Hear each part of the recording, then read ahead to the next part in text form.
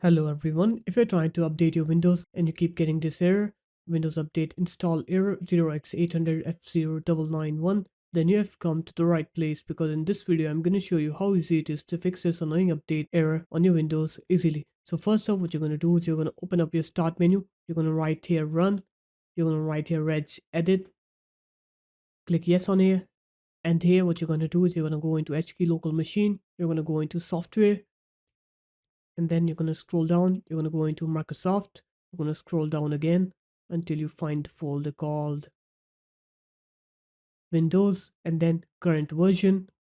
and here you're going to go into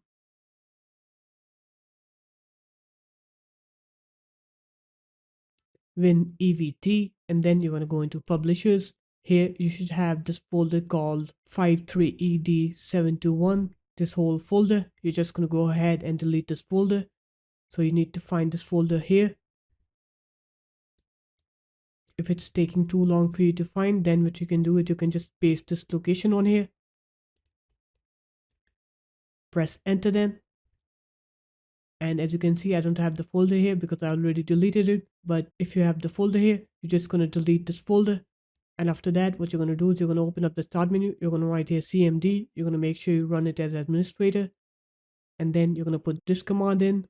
this online cleanup image start component cleanup. You're going to paste this command on here and let it do its thing, and once it's done, then you're going to go ahead and restart your computer. And once you're done with the restart, now when you try to update your Windows, you'll see that you will not get that error anymore. So there it is guys, that's how easy it was. If you guys found this video helpful, make sure to leave a like, comment and subscribe to the channel, and I'll see you in my next video. Peace.